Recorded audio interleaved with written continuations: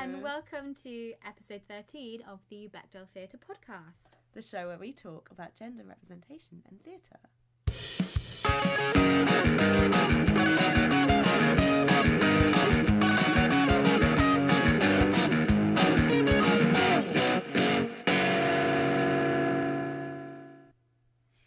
So this month is April, which has been a weird roller coaster in terms of weather. Yeah, felt like it was snowing at the beginning of the month and then was boiling hot yesterday. And that was it. That was our summer. That's Britain. That's all we're getting. You had your birthday. Yeah. And feels like it was ages ago. I know, it does actually. It actually feels like it was ages ago to me as well. But for our listeners who might not know, I got to go see Beth on her birthday at Soho Theatre performing with the Cabaret and Drag Company Showcase. And Beth got to debut her drag king persona. Do you want to tell us a bit about what you did? I did. So my drag king, who I came up with recently, his name is Dan Lode. Excellent. And he's kind of inspired by a lot of YouTube videos I've been watching of like kind of male grooming and style and like socializing advice, like how to pick up chicks. Oh my god. And like how to be cool. Oh god. Yeah, I can really imagine it. It also reminds me of like proper pickup artists and like the things I've heard about them. But that's not Dan Lode. No. He's not a pickup artist. He just tries to learn how to effectively communicate with other human beings. So women. And fails a bit. Yeah. Oh, he was But he's wicked. Go to Beth's. Oh, I think I posted it on Twitter actually. You go either to Beth's Instagram or Twitter if you want to see what Dan looks like, because he looks great. Strong beard. Yeah, strong beard. Do you remember when we were interviewing about Bullish? Yeah. When we were talking to Lucy, and they were saying like, oh yeah, you should totally try and do a drag king thing. And we were both like, hey, never. Oh yeah, it'd be great to try that. It's amazing. Yeah. And then I was like, I'm gonna try that. Yeah. Actually, what I was going to ask you is how long did it take you to get to the point of Dan? Was it like, because you were doing like a 10-week course, and did you find him quite early, or is it like did it take quite a long time to get there? Well, yeah, I mean, it was quite a big journey because I went into it thinking like, I'm not sure what I'm going to do because it's like a drag and cabaret workshops, so you don't have to do drag. And I was like, and then even if I did drag, I was like, I don't know what kind of drag I wanted to do. But then like one of the first workshops we had was with Celine from Pecs, and it was about kind of finding what masculinity means to you and your body, how your body responds to ideas of masculinity, and I just loved walking around taking up space. So I was like, oh, this feels really like exciting. I want to do more of it. And then, I was kind of toying with the idea of, oh, maybe I'll do a drag king character. Came up with like a character, but didn't have a name for him for ages. And then I got together with a group of people at an open space event and brainstormed an idea. I like basically read out all these ideas that I'd kind of thought of and been playing with. And what was the open space event? It was Amy Claire Tasker devised theatre workshop. Oh, cool. Event. So you kind of let everyone talk about what they're doing. And kind of it was like I said I'm doing this drag king character and I need some character development help, so like I kind of hot seated the character with somebody asking me loads of questions and responding in character, and then I brainstormed some names. So I was like, I think he should be called like a 1-syllable name, like punchy, like Steve or like Dave. And I was like, Dan is a good one because it always reminds me of that bit in Alan Partridge where he's like, Dan, and that's kind of the character that Dan is, like that kind of guy. Kind of guy. Yeah, he really is. And then I was looking for puns on Dan. Yeah. And Dan Lode was because I'd been watching all these YouTube videos, so I wanted to have this kind of I didn't notice that feel of like a YouTuber being like, guys, don't worry, I've got it fixed, but like subscribe, subscribe, like and subscribe, guys. But like the secret is like he probably doesn't actually follow his own advice in real life. Yeah. I wish I know that's brilliant. I really like that. I was thinking, was it even yesterday or the day before? I thought of like, I don't know if this could be a drag king because I've thought of a couple. But like I was like, is this another one? Well, I was thinking of Rickless. Like, Reckless. Yeah. I was like, is that one? Like, does that work? Yeah. I think good pun names are the best, where like both of the names could be a name. Do you see what I mean? Like people do have Load as a surname. Well, the one that I've had in like my head for a while, I haven't formed the character, but the name I had was Risque Martin, which I really like. Brilliant. And also Throb and Thick. But I really like Throb and Thick. I don't want to give that man any more oxygen. I know, that's the thing. I don't want people to think that he's anything to Rob and Thick, or he could maybe be a play on Rob and Thick, and he could actually be a really feminist cousin of his or something, and it'd be really funny. But yeah, I don't really want to give more airtime to him. What else have we? I feel like this month has been like jam packed. Oh, we did the post show at Coconut. Yes, that was great. That was such a good turnout. I couldn't believe how many people showed up in that room we had. I know. It was like people almost sitting on each other's laps. I know. We never know. Like, you just never know what. You don't know who's gonna turn up, who's gonna stay for the post show. Yeah. Who's gonna talk? What they're gonna say. There was a bit of a disagreement, and I was like, yes. Yeah. Get into the debate. Yeah. It was really good. Yeah, I loved it, and the show was amazing as well. And it's getting 2 noms for Offies. Yeah. Best writer, best actress. Yeah, we should say congratulations to Guillerana and Curran, who both got nominated for Offies off of Coconut, and also that Coconut is going to be touring. So if you're not in London, check your local listings, because you can still go and see Coconut. And I need to apologise for the fact that I wasn't here last episode and Beth had to do it all on her own. Oh, the hardship. But you did it so well. I love the episode.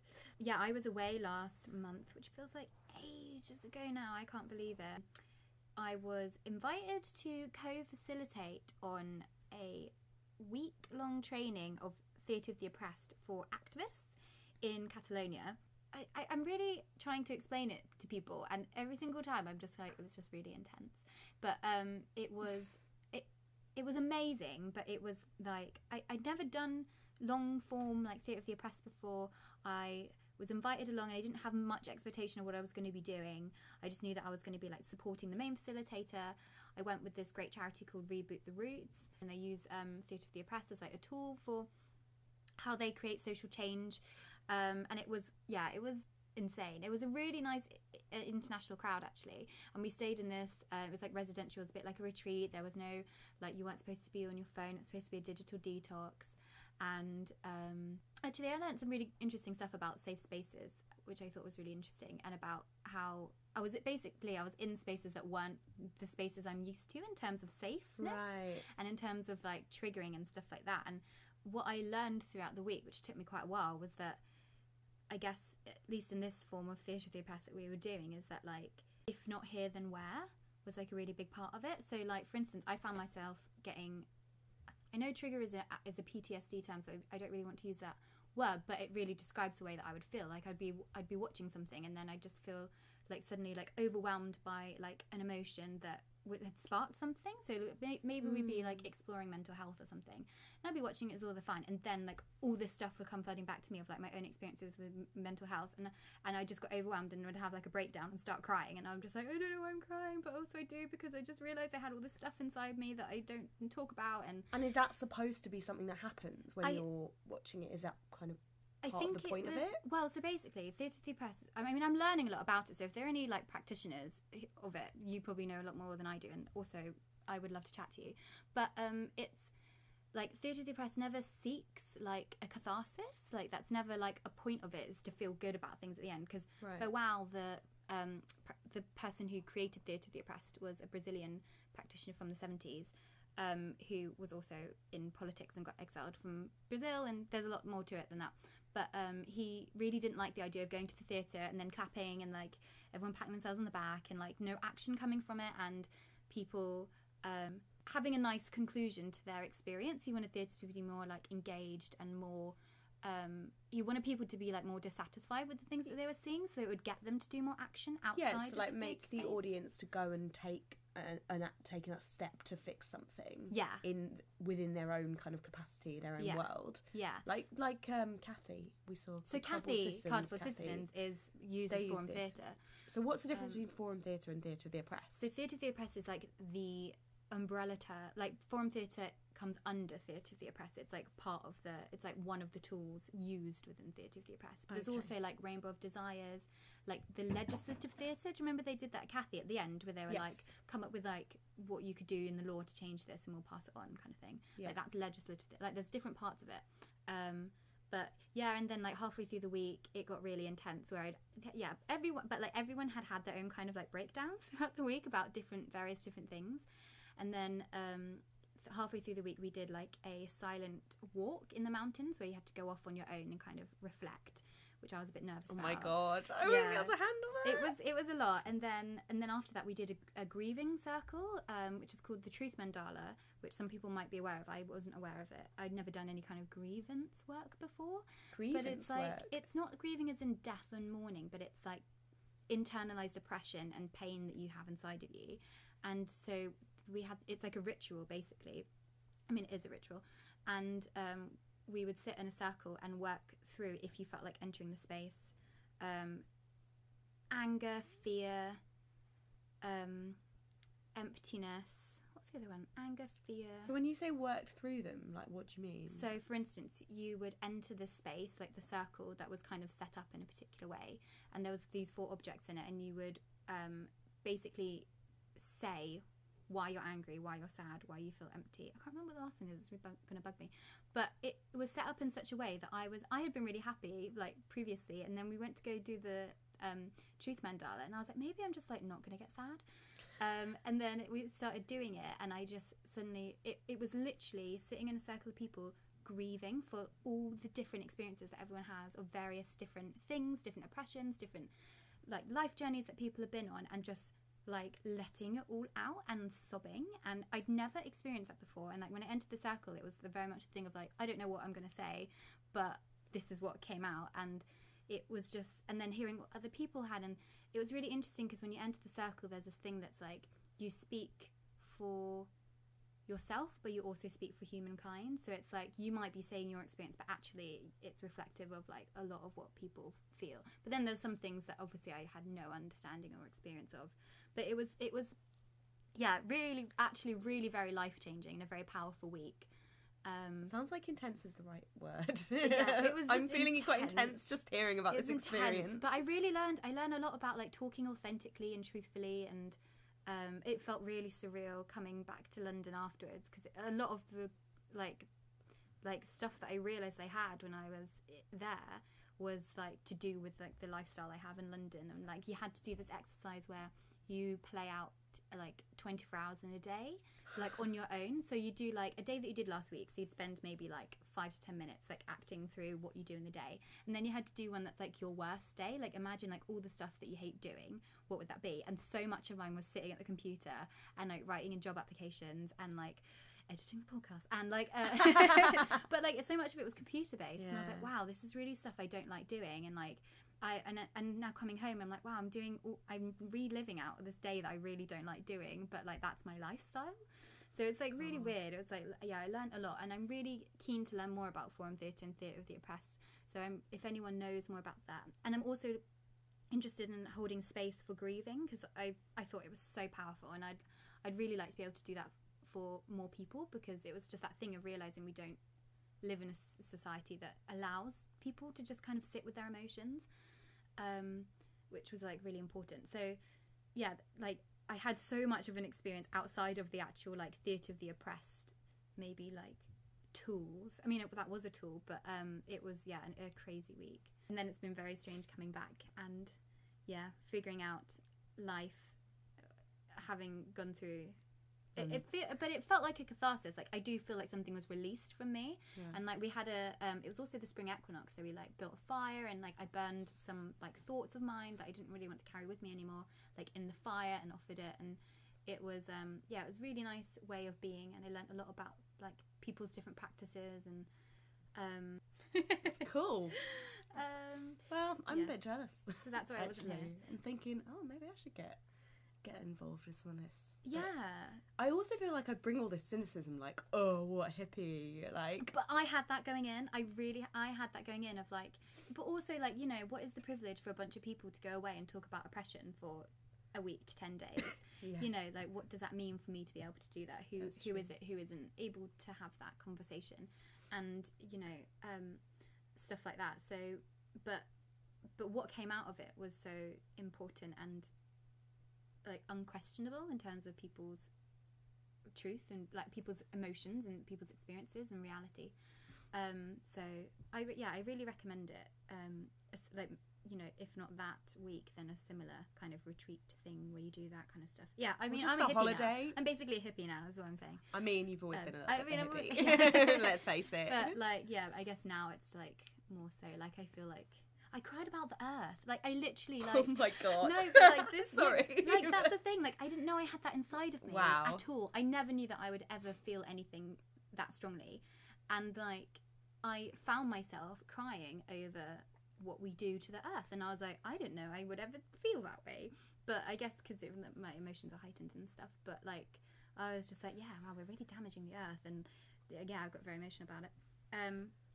But anyway, so now I'm crying less, or maybe I'm crying more because now I feel like I've opened the floodgates, but more freely. More freely. Now I'm just like, when I'm crying and I'm like to Chloe, I'm just like, just let me cry. I'm sitting with my emotions. Yeah, I just need to sit with this, and, like, you don't need to comfort me, you don't need to try and reassure me, but I just need to feel this sadness for whatever reason. Yeah, yeah. Anyway, I'm rambling. Sounds like good therapy. It has felt like it felt like a really intense kind of therapy for like a week. But yeah, if anyone ever feels like doing it, I recommend, if you're able to.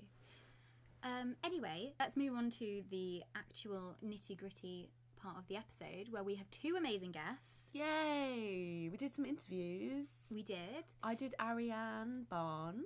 Yes. Talked to Ariane about her work with a project that she's created called Different Women, and also her work in general as a actor, singer, comedian and writer. So about how to balance doing all of those different things. Yes. Yeah. So that was lovely. And we also went to interview Jennifer Tang at Stratford Circus Art Centre. She's the director of the show Mountains, Dreams of Lily Kwok, which we got to go see, and it was amazing. Oh my God, it was so good. It felt very special in terms of, like, British East Asian representation of the intergenerational storylines, of it being, like, told from a woman's lens, because so often those kinds of stories aren't. But we won't talk any more about it. We'll just let you we don't want to listen spoil to our it. interview. So we have it for you now. So we hope you enjoy.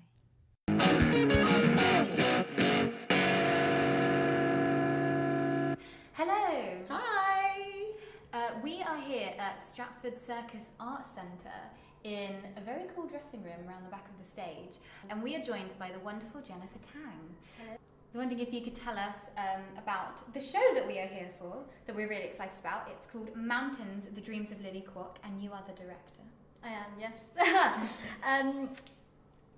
So yeah, the play is based on the novel Sweet Mandarin. It's written by Helen Say.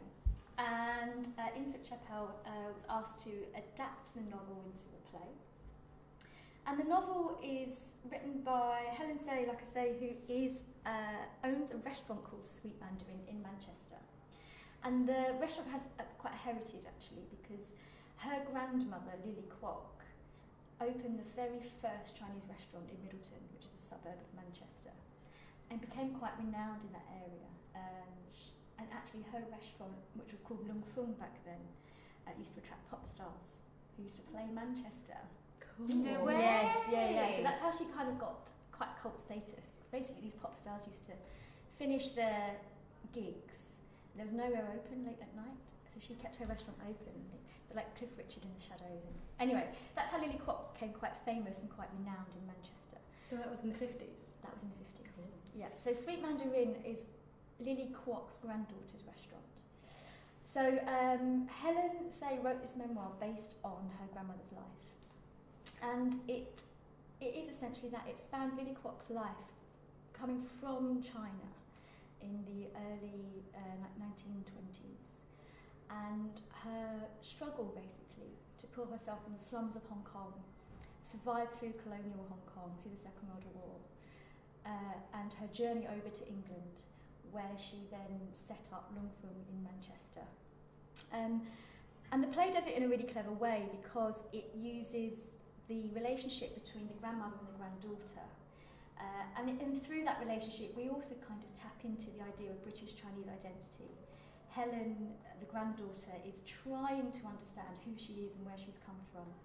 And because she's not been allowed to access her past and her heritage, Lily's not talked about her life before Manchester. Helen feels really cut off from her cultural heritage. And so she asks Lily, who arrives in a kind of spiritual, ghostly dream, we're not quite sure, form, in Hong Kong. And she takes Helen through her life. And through Helen learning about who she is and where she's come from, and learning more about her grandmother and what has made her grandmother to be this strong, self-sufficient survivor, essentially. She learns more about who she is and what she wants out of life and makes a decision around her future. Wow. I love a true story. Me too. And it's epic. Yeah. It's massive. Generations. 3 generations, and it's kind of got war and love and hope and ambition and family and career, and it's got a bit of everything. And then you can say, and it's a true story. Yeah! Whoa! And it's a bit mad actually because we meet Helen and her sister Lisa, obviously alive and kicking in Manchester and have their restaurants. And when they came to see the play, it's a bit mad to kind of go, God, these people are real people. So In-suk wrote the play. Mm-hmm. Okay. So was there any collaboration with the sisters, or was it that they just took it from the book and then went on?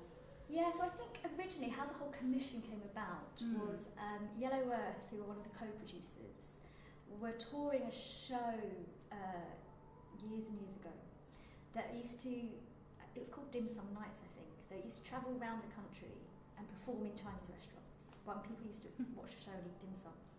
And Sweet Mandarin. Is it in English? Yeah. And Sweet Mandarin was one of those restaurants. So when Helen met Kumiko, who's the artistic director of Yellow Earth, she said, "Oh, you must read my book about my grandmother, and I'd love that. I'd love one day to think this might be something else." So Kumiko read the book and loved it and thought, actually, we should make this into a play. So that was on board exchange, I think, got on board because obviously of the heritage of the restaurant in Manchester. And they approached In-suk, and I think In-suk met Helen, and they talked a little bit about the story. But Helen and Lisa were very good, as they were with me, really, in directing the show itself, at giving very kind of free rein and saying, actually, you need to do what you need to do to tell this story.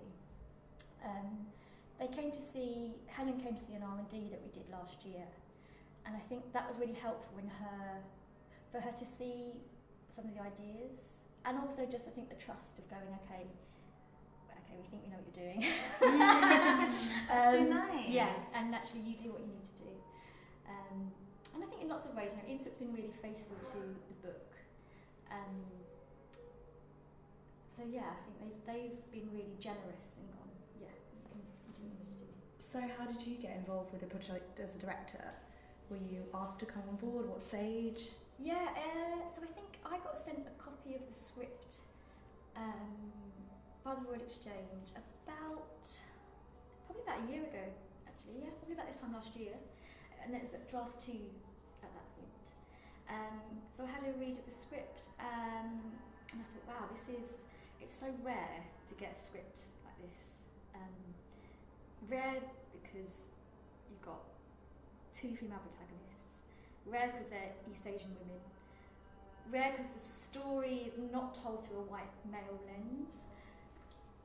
Yeah. It's all right. That was me trying to click. Podcasters, that was a clicking dance. I'm actually really bad at clicking, so you couldn't tell what I was doing.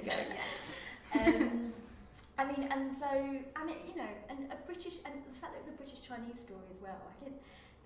There were quite a few East Asian plays that were made 3 or 4, maybe longer now, 5 or 6 years ago, like Chimerica or Wild Swans or Chinglish, or which was great because you kind of go, well, okay, East Asian faces on stage, but they are those plays that are told from, you know, quite a white perspective, or they're set in China.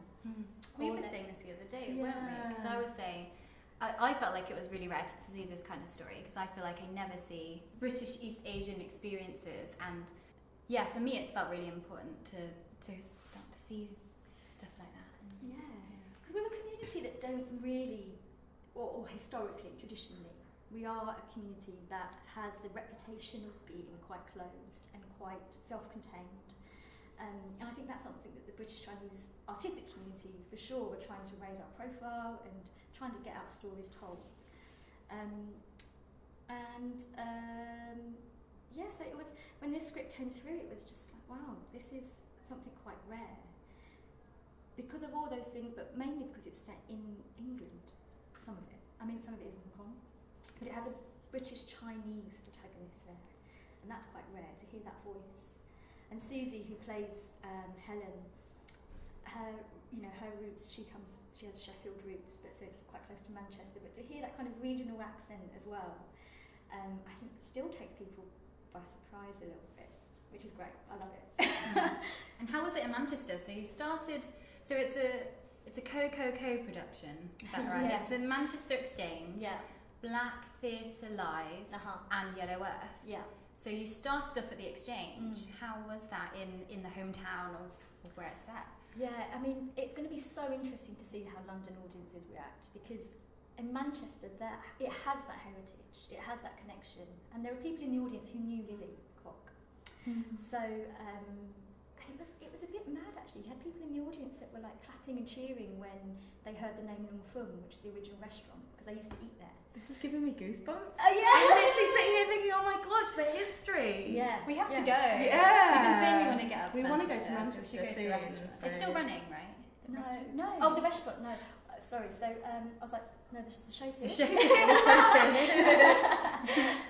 The Sweet Mandarin. We can Sweet go to Mandarin. eat at Sweet Mandarin Yeah. when we go to Manchester. Yeah, you should. And Helen and Lisa are lovely and so welcoming and generous and so open with their story. Definitely get out there, because it just had a different vibe. It had that cultural connection, and I think that's what the Exchange is really good at, is making shows for their audiences, you know, that really connects with their people. So it'd be really interesting to see what it would be like here in London, because we just don't have that shorthand, that language that immediately connects people to the food and that side of things. But we do have a slightly bigger British East Asian community here, I think. So last night was our first preview. It was just awesome to see so many East Asian faces in the auditorium. It was just incredible, and that felt really special. That felt really special, actually. It was amazing. I saw on Twitter, like yesterday when the show opened, everybody I know in the British East Asian acting community was tweeting about it, being like, we're all here to see mountains. It was it was really lovely. I felt the community from like just seeing it on Twitter. Yeah. One thing about the food being really important, is it going to make us hungry watching this? Should we have a lot of food before we go in? Possibly. Because it's set around this restaurant and I'm kind of getting hungry just I'm thinking ready to about be it. taken there. Like, I feel like, because we walked through the stage to get to this dressing room, we could see little bits of set and stuff, and I'm just like, I'm so excited. It was quite a good ploy, wasn't it? Yeah. Like if we weren't already going to see it this evening, we would be definitely going to see it this evening now. Because there is live cooking on stage, and and people don't think it is real, and the smell hits them, and they're like, oh yeah, they're really cooking food.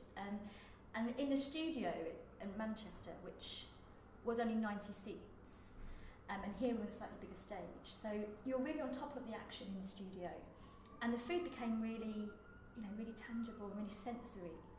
And I was a little bit concerned that when we got here, and actually the bigger theatres when we go on tour, which is what the Black Theatre Live part of that co-production is, that we would lose some of that sensory stuff.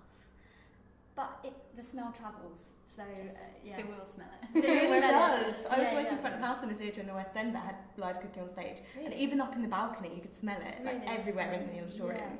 It's amazing. Yeah, really, I do think, strangely, higher up you go, maybe it just smell travels. It's like sound. Sound does not travel up. Doesn't it? No, heat travels up. Heat travels up. Maybe that's why smell does. It's like the convection of it. I don't know. Yeah. All of it at once. Wow. I'm looking forward to smelling that food. Yeah, me too. Where's it going on tour to that we can send our listeners who aren't London based Yeah, good. around the country? I'd advise going on the website. We will list on the info. Okay, maybe. So I know we're definitely going to Bury St Edmunds next week. That's our first stop. I know we also go to places like Sheffield, Coventry, Margate, Watford Palace, Hexham. So are you choosing places, for instance, that you know might have a strong British East Asian community, or are you going places where they might not have, or is it like a mixture? Yeah. Well, the Black Theatre Live Consortium of Theatres is, so that's what those, all of these theatres are part of that consortium. And this particular tour was, the idea behind this was to take great new work to mid-scale theatres. Because I think what the Black Theatre Live Consortium saw was that these theatres get sort of studio-sized shows, or they get the kind of big, like the big West End kind of tall trundles that come round. They don't necessarily get good quality mid-scale new work. So this consortium was put together to kind of help showcase that work to their audiences. So this particular set of theatres are part of that consortium. And in a weird way, like looking at some of the theatres on the list, like Poole and Peterborough, Hexham, I don't necessarily think there are massive British Chinese communities there. And I think that's brilliant, actually, because this play, I think, really has the potential to change how a non-Chinese or a white British audience might perceive Chinese communities. Or, do you know what, any ethnic minority or immigrant community. And I think that's what's brilliant about the play, is that it is a very universal story of a woman looking to make a better life for future generations, whether or not you are a white British or you are a woman coming from another country, to make that journey, to make that sacrifice for her future generations. So I think it really does have the potential to ask an audience to look at the people that they take for granted around them in a slightly different way. And so, the good people of Hexham might look at their Chinese restaurant owner slightly differently, which would be lovely, which would be great. That's a good aim.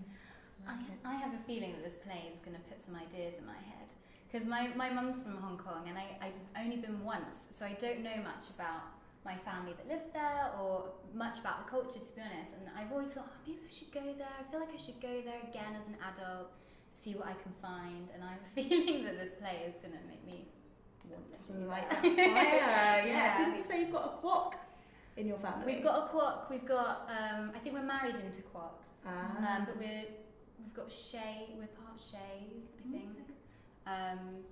So yeah, I know my mum's family emigrated here, and now they live in the States. But I know that we've got a huge family over there still. So I'll go. Maybe. I went to Hong Kong for the first time to research for this show. That was last summer, and it was. I've never been before, and I've always had a kind of slightly strained relationship with my own Chinese identity, which was another reason why the script really attracted me, because I really understood Helen's struggle in the play. But I went to Hong Kong, and things started to click into place. So yeah, I'd really recommend it. That's so great you got to go there for. I mean, I justified it by saying it was tax deductible, which it is, right?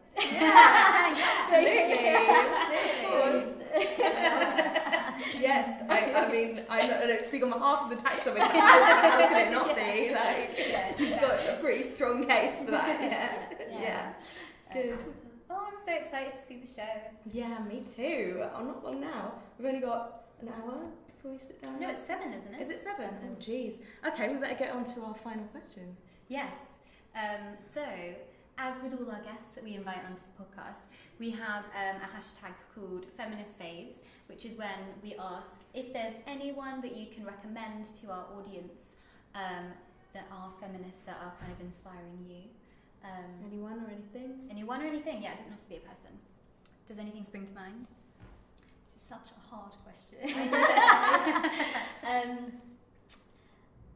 I think my feminist fave would be a person, and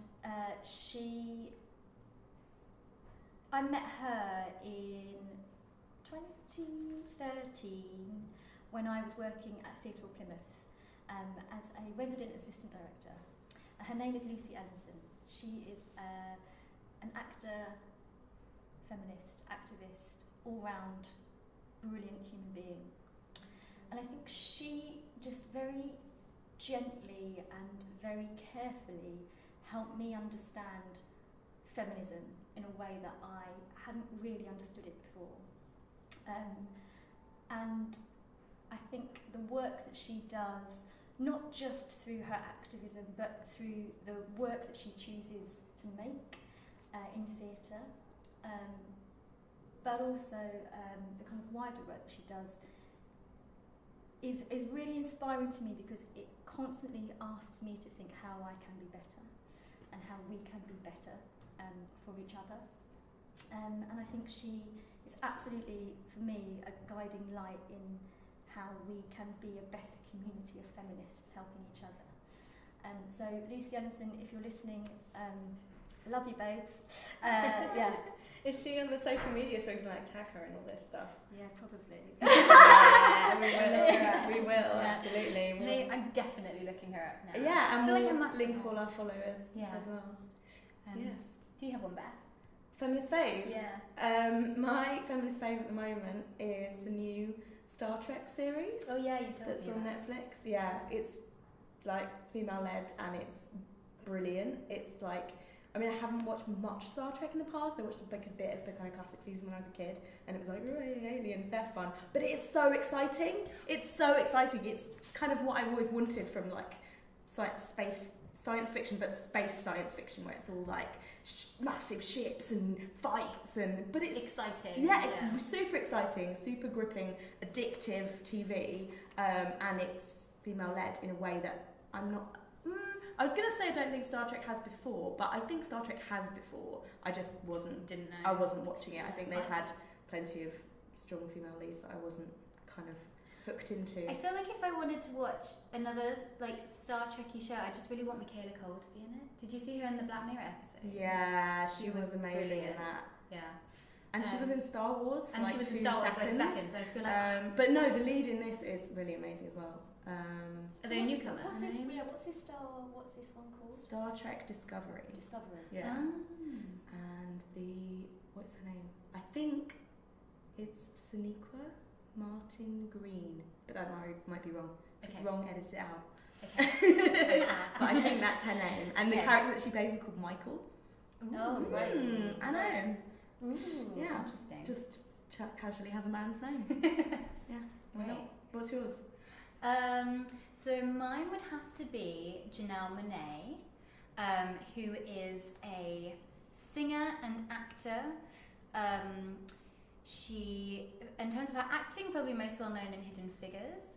In terms of her music, I've only recently started to discover her music. I know she's been around a long time, and I'm annoyingly one of those people who's only suddenly discovering her, so I apologise. But she did a track called The Way You Make Me Feel. Yeah. I had to sing it in my head then to remember how it went, which was like a brilliant like 80s, like very Prince-inspired song, which is kind of being heralded as like a bisexual anthem because she is a queer woman, and in the song she kind of In like, the video, she's got like a man and a woman, and she's woman. like dancing between them. Yeah, and Tessa Thompson, who is also an actress, is in the video and is her current girlfriend, I believe. Alleged. Alleged. I mean, I think they said everything they need to say. And also, she's just dropped a new track called Pink with a Y. Have you Do heard you know it? With the big With the vaginas. trousers. Yeah. Oh, that's what the gesture was. The vulvas. Yeah. Everyone I know has been calling them vaginas, and I think they're actually vulvas. The vulva pants. The vulva, velvet They're vulvas. amazing. Oh my god. Which is a kind of love song to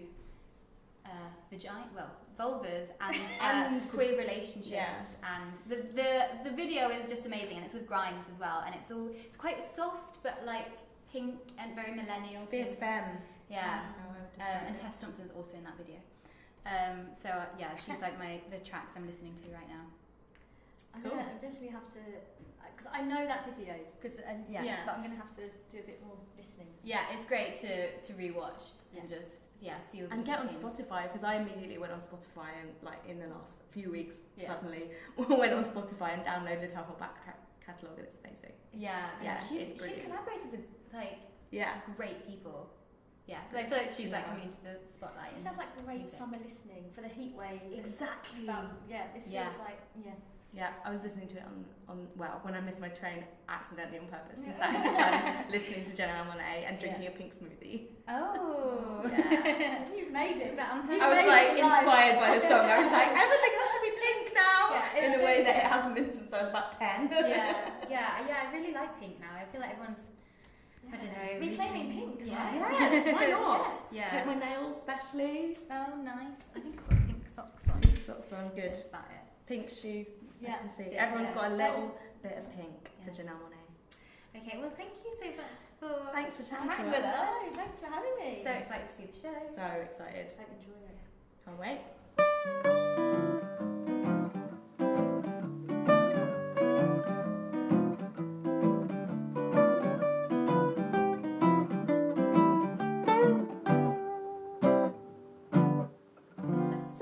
Hi everyone. Hi.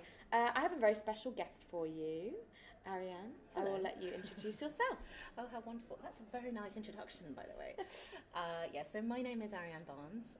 I'm an actor-singer. I'm also a comedian and a writer, and I founded something called the Different Women Project. Great. Mm-hmm. So what's the Different Women Project? Right. Well, for me, I think my performance and my activism is sort of melded together because I'm very interested in intersectionality, and I kind of can't help that on account of being brown and out LGBTQ and all of that stuff all mashed into one. So the Different Women Project started when I wrote my one-woman comedy show, Diva, and that is an unabashed look at what it's like to be what I call a busy girl in a performance world. Yeah. With all of those things, you know, being brown, being openly, who the hell cares, sexual, all of that stuff. I like that description. Well, you know, I was thinking about it the other day, and I still can't put myself in a box. You know, it depends on how I wake up in the morning. So I mean, what's going on in your life? Well, I'm loving the look on your face. Kind of says it all. Kind of says it all. But I mean, I think if I was feeling that way, whether it was about race, sexuality, and incorporating my experiences as a performer, then there had to be hundreds of other women that feel exactly the same way. So I thought that work was really worth doing. And I approached Goldsmiths University about it for a PhD, and they said, listen, this sounds like a great project, and we would love to hear more about it, but we think you should do it. Just do it anyway. Yeah. So I just went, okay, I'm doing this. So I went ahead and I worked transmedia, which is basically, a lot of people ask me, what does that actually mean? And it's just a nice compact word to describe someone that does a lot of things. And because, you know, I happen to be a woman in comedy, and I act and I sing, I decided to do the show and then speak to the audience afterwards. I had Q&As of women of colour that attended the show, and some of the responses were really eye-opening. So when and where did you do your show, Diva? So I did it live at Zedell a couple of years ago, and I also did. It is a lovely venue, yeah. Cabaret venue. Yeah, it's quite posh for a in cabaret. A posh restaurant. Yes, I know. Yeah. It's very unusual. It's very glam. And I was raised with French and Creole in the home, so it gave me a really nice kind of excuse to play with my accents on stage, which I love to do. Mm-hmm. I did it there, and I also did it at the Artworks in Elephant and Castle, who now have a sister venue at London Bridge, by the way. Sorry, I'm shamelessly just plugging the I've never been to that venue. It's wonderful. It's a cheap well lit rehearsal space there that they have in London Bridge, Lovely. literally just behind the station. Wow. Yeah, and Brilliant. they're really lovely guys to work with as well. So I did it again, the difference between being just off West End and Piccadilly and in Elephant and Castle as a comedian is quite amazing, and the range of responses that you get. And so after those original sort of Q&As with the audience, I compiled testimonials, and I've been lecturing in drama school on diversity. I've now worked with Rada and Italia Conti. And I've gone to the Federation of Drama Schools to do some work with the faculty there as well, talking about diversity and the BAME Actors Experience. And then I released a single, which is also called Diva. So I tend to do things in bunches. So with the show, was it like acting, singing and comedy all in one show? Basically. Brilliant. Yeah, it was. I mean, I think my relationship with performance has always been related to song in some way. The first thing that I ever did, I was 12, it was a musical version of Snow White and the Seven Dwarfs, and I was the Wicked Queen. So Interesting. It's always a ... when I say that to people. They're like, I wonder why. Interesting. But I was the chick with that voice where there was a microphone hanging down in the middle of the stage, and people were just covering their ears because my voice was so loud for a 12-year-old. I didn't need to be mic'd. That's amazing. It is. I mean, it is wonderful. But you don't know that at the time. You just think it's really bad because people are. Covering their ears. Yeah, but then I came off stage like, oh my God, you're amazing. I was like, I'm 12, I don't know what to do with that. So I think that's what I discovered I could sing. Yeah. So it really is a central part of stuff that I'm doing now as well, to get my voice in there somehow. Brilliant. Triple threat. Well, kind of. Yeah. See, there's this whole thing about dancing in my show, and how the standard for certain shows that only cast black people, but get mixed race people in just to make up the numbers. Very interesting. But yes, it's sort of that there's always one. I think every musical theatre performer has that, where there's always one where they feel slightly less confident about, and for me, that's dancing. And I love to dance. I'm going to a class tonight. That's why I've got such a huge bag with me. But I hold no illusions. I know there is comedy in my dance attempts. So I have never done a dance attempt that's not comedy. Okay. Well, then you know how I feel like comedy is the third threat. When I say triple threat, like acting, singing, and comedy, because not all actors can be comedians, and not all comedians can act. That's very true. I've never thought of it like that, but that's so true. Yeah, absolutely. Yeah. So unashamed triple threat. Okay. With a bit of comedy dancing. Yes, ma'am. I'll take that. I'll take that. Yeah, use it. So, is your show finished now? The Diva show? Well, I'm is actually reviving Diva a little bit, but in an unusual way because it's more.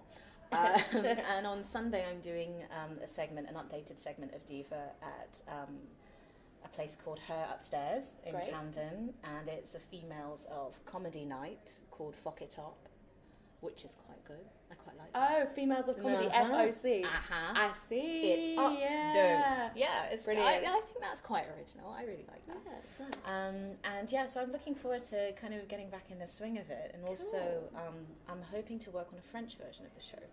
Ooh, yeah, that'd be nice for touring. Yes, it would. Take it to some nice places. Well, I have both my brothers actually live in France, so fabulous. It's a nice opportunity to sort of flex, and it's interesting. Different things come out of you in different languages. It's very interesting. So that could be quite a nice thing.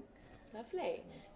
So after Different Women, after Diva, the show, you started having these panels, and has that kind of organically turned into Different Women? Was there a moment where you thought, I'm going to make this into a project? This is something the industry needs? Yeah, I think it all started for me with my experience in castings and being either the only person of colour in the room, or knowing everyone in the room, or being called because you're very aware that you're just going to be random ethnic number 3, and that it starts to take a toll. And I think in every performer's life there's that one audition that they remember as a person of colour, as a woman of colour in particular, that makes you go, okay, this is what I'm up against. And for me, it did happen in musical theatre.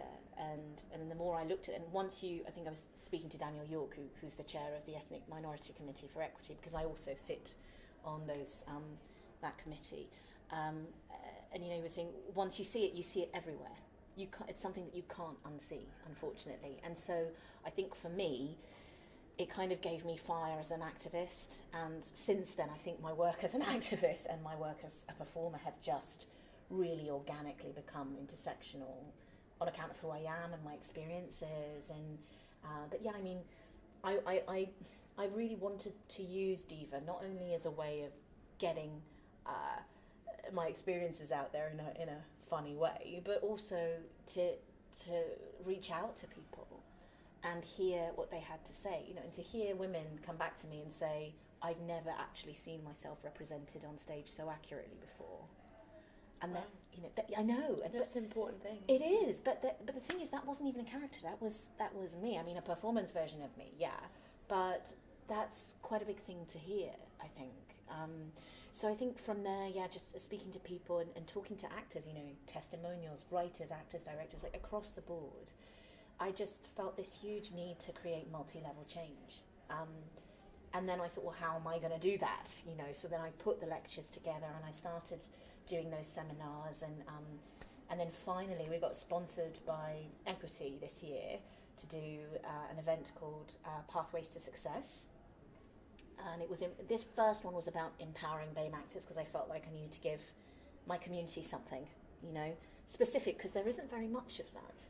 Yeah. Which is ironic, because you know that we hear a lot about diversity, D-word, you know, the main seminars called D-word that different women run, but we don't. It's not specifically in support of people of colour necessarily, and there is a distinction.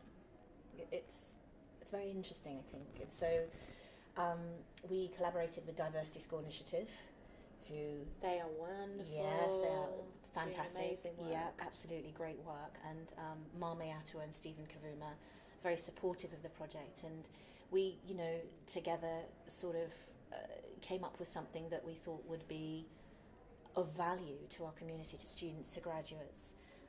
And we just had, you know, fantastic panelists from CASA, who are a Latin American festival organisation, and also with Yellow Earth.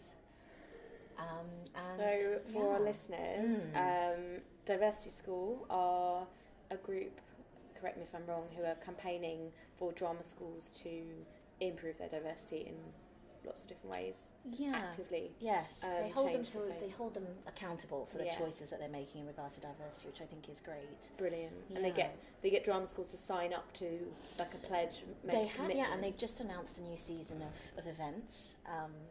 And we are also, different women are doing the same thing. We're also going to be doing another 2 events this year, because the feedback on that first one was so great. Great. Yeah, so making diverse work and achieving unity and change. Brilliant. So tell us about what's next for Different Women. Well, on the creative side of things, through Barnes Box, which is my production company, I'm looking to collaborate with people. I'm looking for a queer director or producer to help put my play on, which is a multimedia piece, performance piece, play, about a couple of women in a relationship and love and loss, which I'm very excited about. Yeah. And then obviously there's the French side of the comedy going on, so that's one thing. For Different Women as a company now, I feel like our next step is to get into as many drama schools that will have us, and we are in conversation with, you know, some of those schools on a regular basis. And also holding the next event, which is going to be around making diverse work, and whether it's going to be a combination, hopefully, of making diverse work as in diversity in terms of the area of work. So if it's a multimedia piece, you know, someone that's very good at that, for example, we'll have people on the panel that do that, because I'm very aware that we tend to cater to the 1% of this industry. So anyone that's on TV or in the West End or is perceived as successful, and what that means, we touched a bit about, you know, on that for Pathways to Success. And on this one, I really want to make it clear that diverse work isn't just about getting your disabled actor in, or your partially, you know, able actor, and your mixed race and you're black and you're a BAME actor. It's also about what it is that you're putting into the show. Does it have to be, your standard kind of acting, directing play? Can it be something else? And if you're going to do that, how the hell do you get that made? How do you get it in front of the right people? Because it is a real schlep to get your work made. It's not easy to work as an independent artist. So I'm really hoping to get a panel together from some of the larger companies that have done that can give us an idea of where we start. Because I think a lot of graduates coming out of drama school, especially, or performance courses in general, whether it's university or not, you sort of feel lost at sea. Yeah, it's very much all catered towards how to get yourself in front of someone who'll give you a job. Yes. There's not so much emphasis on the creative side of things. Of like, no. I think I remember drama school being told, oh yeah, you should be able to create your own work, but there was no kind of structure in how we might go about that. No, so we got told make your own work, but without getting told about the process of creating your own work in as much detail as we got told about the process of writing to agents and how to communicate with casting directors and whether we should be on spotlight and what kind of headshots we should have. There was less about, oh right, so if here's about how to get into scratch nights, here's about how you start writing a script, here's what an R&D is. Yeah, I know, and this is, and I think some drama schools have started to incorporate that a lot more into their curriculum, which is great. But I think there's an added dimension to it when you're an actor of colour and you're a woman of colour. There's a whole, I know the work that you do with Bechtel, you'll be very familiar with the concept of exoticizing women of colour, especially mixed race women get that happen a lot. And the reverse of that conversation is that lighter skinned women tend to get cast more than darker skinned women, but there are also the women in between, which is the women that I deal with a lot, that are just looked at as dollies, effectively. And then when the dolly starts to talk and has an opinion, there are all of these little words that come out, like reactionary and intense and, all of those opinionated. things. Opinionated, angry, all of those things. And it just sort of revolves around the same principles. But, there does come a time where you have to put that aside. Yes, it's true. But if we're looking at it as a thing where we're trying to empower those actors and those performance and theatre makers, then I'd like to talk to the people that have done that and bring those people to, the masses as much as possible. And I hope so. So there's going to be more panels? More panels. Going to be doing lectures, panels? Lectures, in panels. In drama schools, outside drama schools. So we have flagship programmes called the D Word. The D Word is a lecture that can be tailored to the drama school. We come in, we talk about awareness and promoting the sense that you are in charge of making change. There's this thing, and I remember as a student, I sort of expected faculty to come to me and give me what I call the how. How to be in touch with XYZ, how to solve all my performance problems, and you do, because you think that, I suppose you think you go into drama school and you think 3 years and I'm going to know how to be an actor. Yeah. And it's so it doesn't work like that. It's a continual evolution. And what DWED does is apply that theory to diversity. We come in and we get the students to get themselves to think about, well, if I'm serious about this and I am going to create work or I'm going to play a certain role, how can I do that from an enlightened, sort of responsible, aware position, and how far can I take that? That's DWED. D theory is for faculty and for corporates, and those are sessions where we meet with the drama schools and we have a conversation about how it is that they feel they can take things forward, what they would like their faculty to go away and have a chance to just think about without pressure. Because I suppose the flip side of it from an institution's point of view is that there's pressure to tick boxes and to do it with very, very little money. And it's all well and good to hold them accountable, and we should and must. But we also need to look at the reality, which is, budgets are being cut and staff teams are being made smaller. And it just means that there's less time and energy and ultimately will to do these things. Not because they don't want to, but because this feeling of having, your hands tied and not being. I've had teachers speak to me in tears of frustration because they so want to change this, but they feel like they can't. And so I'd like to provide a safe space for those conversations to happen. And then we also provide mentorship opportunities with our other program D2D, which runs sort of parallel to these two, so that if there are those students that need that, or the faculty that need that, they can come and talk to us. I know it's a lot. That is a lot. You're doing a lot. Yes. It's incredible. I love this. So if our listeners want to get involved with this somehow, if they want to come to an event or contact you, what can they follow different women? Have you got They social can. media, etc.? At the moment, it's under the Twitter handle at Ariane's Music, which is ARIANE Music. So that's you. That's me. Just so that they can identify that it's me at the moment. But it does say Different Women. And our website has just launched, which is differentwomenproject.co.uk, and it summarises all of that. Brilliant. And if all of that just is a bit much, then, come to my show and I'll make you laugh. So we will certainly link to your website in the description for our podcast, so people can click straight on there and find out all about it. The last thing that we always ask every single guest is #feministfaves.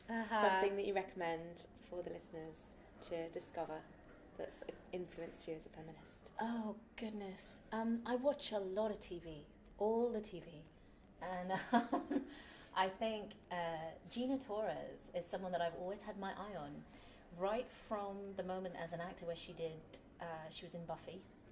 Oh my god! No, who was Buffy? Angel. She was an Angel. Oh, was she an Angel? Yeah, she was the big entity that would not be named, that no one knew the name of. Oh. And she just had this amazing presence about her, and I could just instantly relate to her, I suppose. And then she's gone and she's done Firefly, and she's now playing the head of a female law firm. Not a female law firm, a law firm, but she happens to be black and female, surrounded by white guys, and it's wonderful to just see that. Yeah. That's in Suits, yeah. She's which is that where Meghan Markle got it her was, yes. From... And it's so funny actually, because I'm so not into like any of that, the royal royalty. family. Oh my god, and my word, the drama around that. But I just, like, out of curiosity, I really have always meant to start Suits from the beginning. Yeah. And then I went, oh look, it's her. Yeah. Oh, so, cool. Yes. So I would say those people, and Emma Thompson is someone that I, regardless of colour, is someone that I find she's lovely, so relatable, down to earth, and she's great. Thank you so much. You're so welcome for all your advice and for all that you're doing for this industry.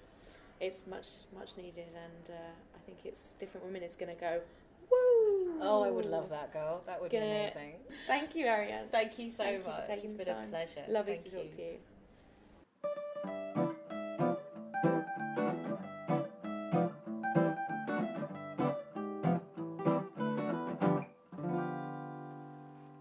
So that brings us to the end of this episode, but before we go, we have our usual roundup of shows that we think you should go see this coming month or two. So the first show that I am very much looking forward to telling you about is by a good friend of mine, Hannah Maxwell, and the show is called I Am Dram, and it is a autobiographical show about her being born into the Amdram dynasty, as she calls it, of the home counties.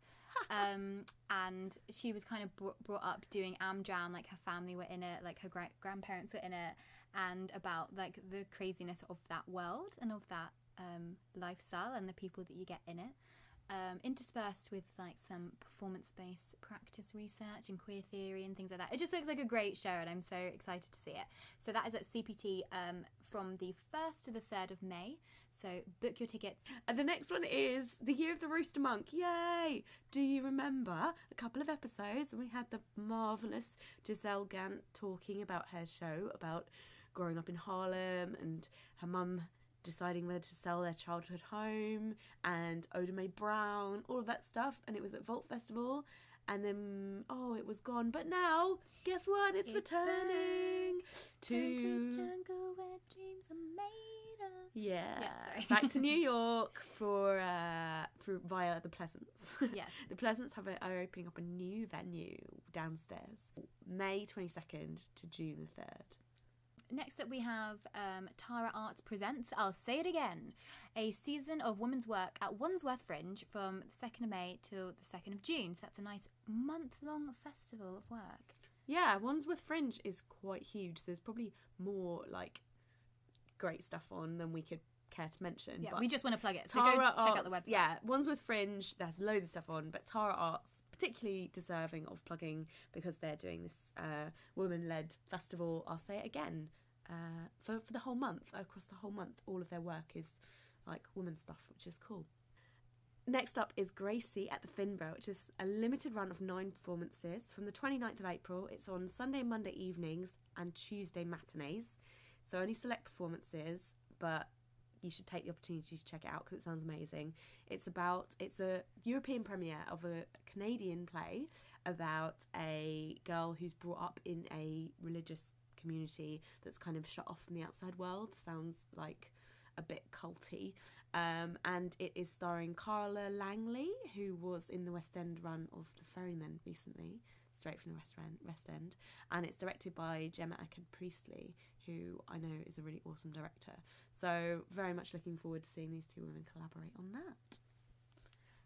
And then Masterpieces, which is also at the Finborough, is directed by a great friend of ours, Melissa Dunn, and that is on until May the 19th. So those two runs overlapping there, you might be able to have 2 nights in a row at the Finborough, or see a matinee and then an evening, maybe.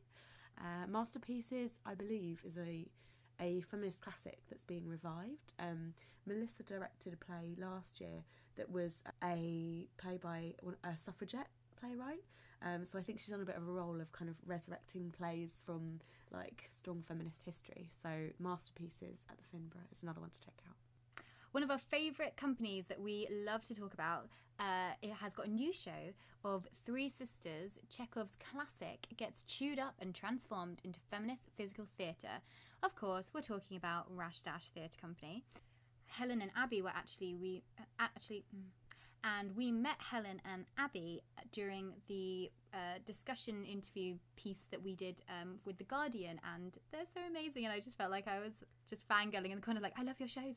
And they're really wonderful, as is their work. And so they've got their brand new show, which is on UK tour from the beginning of May, so 3rd of May to the 16th of June, which includes touring at the Royal Exchange Manchester, I think it's starting there, and then the Yard Theatre in London and the Tobacco Factory Theatres in Bristol. So if you're near any of those big 3 cities, go see it because we know it's going to be amazing. Next up is Grotty, which is at the Bunker from the 1st of May.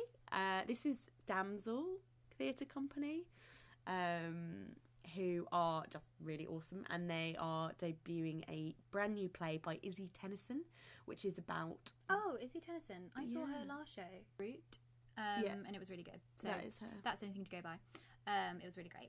Also, there is Yvette, which we've spoken about a few times before in the podcast, but it is going on tour again until May the 23rd, so click the link to follow more information about where that's going, because we still haven't seen it yet. So, now's our chance. Yeah. It feels like it's been on for a year, but... I know. Now we're going to see it. Yeah. This is the time. Next up, we have Nightclubbing it's on at Camden People's Theatre from the 8th to the 12th of May. Watch Out Festival, Cambridge Junction on the 26th of May. And then in the summer, it's going to be a Latitude Festival. Nightclubbing is Rachel Young, who I think you saw in a show at Brighton Fringe last year. I did, yeah. I saw her in a show at the Marlborough. She did a dance piece exploring queer narratives. Sorry, I'm going to say it again. Exploring queer narratives and about criminalisation of homosexuality in Jamaica. But it was a dance piece, and it was really, really beautiful. And if that piece is anything to go by, then I think Nightclubbing will also be really good. And the poster looks amazing. The poster looks great. I just think it's going to be a really great piece, and it's a dance piece probably. So I'd recommend that. I want to go see it. There is Split Britches, who are a lesbian live artist performance duo originally from New York. made up of Lois Weaver and Peggy Shaw. They have a new show, UXO, which is currently on tour around Ireland. It's doing a couple of festivals in Galway, and then it's landing in London at the Barbican from the 15th to the 19th of May, and then it's going up to Glasgow for the 26th of May for Take Me Somewhere Festival. They are kind of performance art legends, and I was very lucky to be taught under Lois Weaver at uni, and I think her work is amazing, so go see the show. They're great. Cool. And then we got Confidence at Southwark Playhouse, the 23rd of May to the 16th of June. Confidence, starring Tanya Burr. Who you might know is you might not, but you might know, is a very, very famous beauty guru from YouTube. And she's been cast in a revival of this play by Jane Upton. Judy Upton. She's from Shoreham. Did you know that? Yeah. No. I realised I've got a couple of plays of hers on my bookshelf, and in one of them, it's one of the characters is described as having a Brighton accent, and I was like, how often do you get to read a character that actually has a Brighton accent as opposed to like London or general southeast? Yeah. I was like, Cool. yes, Judy. Cool. So that's a revival. We're looking forward to that one. Yep, that's at Southwark Playhouse. And next up is Othello at Liverpool Everyman. That's April 28th till 10th of June. And this is a female Othello. Woo! So, just go. I've never seen a female Othello before. I've never seen a female Othello, but I'm always Is up that for the it. only gender swap? I'm not sure. I think so, yeah. So I is she think gay? I think she might be gay. Oh my god. Or bisexual, pansexual, Yeah. or any of the other sexualities. Just into a woman. I think, yeah, because I think that changes Desdemona. Desdemona is a woman as well. And also this month we get to talk about Brighton Festival, because that will be on in May, and there's a few shows that we will just quickly run down that we think you should go see. This includes Joan. It's Milk Presents Joan, which features again Lucy Parkinson, who we interviewed as part of Bullish that we were talking about earlier, who's a drag king, Louis Cypher, and it's just a genius show. Go and see it, please. Yeah. There is also a new show, as far as we're aware, called Brownton Abbey. Gotta love the pun, which is actually with Rachel Young, and is a kind of there's like a DJ set in it, so we assume that it's like part party, part performance. And it says on the information on the website, it's a Brighton Festival co-commission, so this is actually festival, not fringe. And it says, from the folks that brought Mickey Bianco to the Brighton Festival in 2017 comes Brownton Abbey, a new Afrofuturist collective that will take you to church. I'm really excited already just from that information. And it's kind of like a big free, it's got New Orleans Queen of Bounce, Big Freedia, who you'll know from Beyonce's Formation, her collaborations with Diplo and RuPaul, and her own Netflix series. Amazing. Plus performance interventions throughout the evening by a heavenly constellation of queer artists of colour. I love that sentence, a heavenly constellation. That's some great copy. So fuck yeah, let's go see that. It's probably going to sell out very soon. Yeah, actually. that's Brighton Festival, main festival. So it's on the main stage, not the fringe. Not the fringe side of the festival. No. The real That's side. Brighton actual festival, as they call it. Yeah. Brighton Festival Fringe also has some great shows on. So I'll pick from those. We're just going to do a quick rundown of some of the ones that are on our radar, and then we'll post all the links so you can read them out properly for yourself and decide which ones to go and see. But if you are going to Brighton Fringe, we think you should check out My Feminist Boner. I've actually seen that. It's really good. Great. Runny for Money. She/he/it happens. I think that's supposed to spell out shit happens. Oh my god, I didn't realise that. Yeah. Oh my god, that's brilliant. That's Not that I choose shows based on their name, but yes. Rainbow and Human Skin. Woohoo, Nicole Henrickson. Love Songs, which you've also seen before. No, I haven't seen it. You haven't seen I it? just really wanted to see it. Okay. Love Songs, we really want to see that. Ephemera and Boxes. Ooh. As in, don't put me in them, I think is the point. Get me out. Yeah. So that's our initial take of possible things to see at Brighton Fringe, but we'll definitely be tweeting some more, and we'll probably do maybe a little blog post if I can get my act together. We will. With yes. a more full Stay tuned. list. Let's make no promises. Yeah, we'll see what we can do. Wow, that is a lot. That is a heavy episode that we have just had here. So we hope that you have enjoyed today's episode. Bumper episode. I know. And please let us know if you go see any of these shows or if you have any other shows to recommend. Tweet us at the usual at Bechdel Theatre. We've also been using Instagram a lot more. It's the same there, Bechdel Theatre.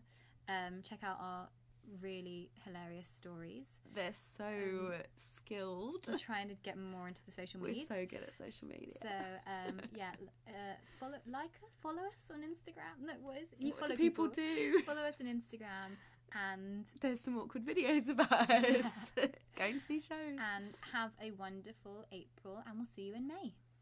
Bye. Bye.